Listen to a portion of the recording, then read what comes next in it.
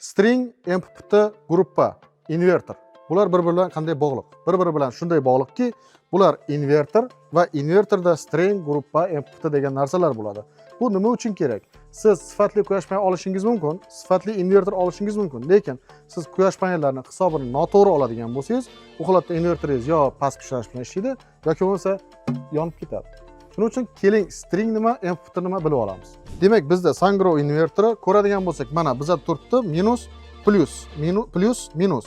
Bu PV1, PV2 deganimiz mana bu bitta string bo'ladi.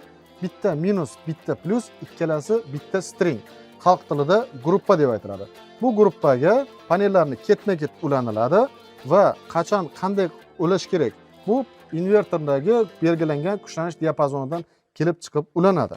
Endi qarang, bitta, ikkita, uchta, to'rtta. Demak, bu inverterda 4 ta string bor. Endi MPPT-chi? Qaraydigan bo'lsak, MPPT 1, MPPT 2. 1, 2. Ya'ni umumiy holatda bunda ikkita MPPT, ya'ni ikkita kontroller bor. Bitta va ikkita.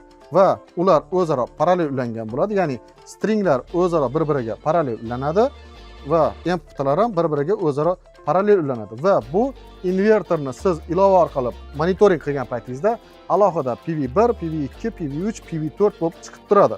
Shuning uchun ham hisobni olgan paytingizda kuchlanishni bitta stringga moslab olasiz. Agar inverterda 500 volt deb yozilgan bo'lsa, normal 350 volt atrofida olsangiz, sizda inverteringiz muammosiz ishlab beradi. Agar kuchlanishi 1000 voltgacha deb yozilgan inverter bo'ladigan bo'lsa, u holatda kuchlanishni siz panellarni yig'gan paytdagi kuchlanishni 600 dan 850 voltgacha olishingiz kerak. Agar buni oddiyroq tushuntiradigan bo'lsam, sizda 3 kilovatlik, 5 kilovatlik inverterlarda 500 voltgacha bo'ladi va siz 7 paneldan 9 ta panelgacha qo'ysangiz bo'ladi ketma-ket.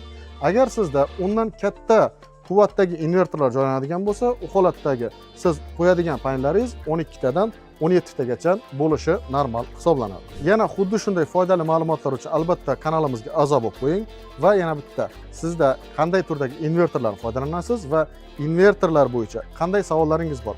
Albatta bizga yo'llang, biz javob berishga harakat qilamiz.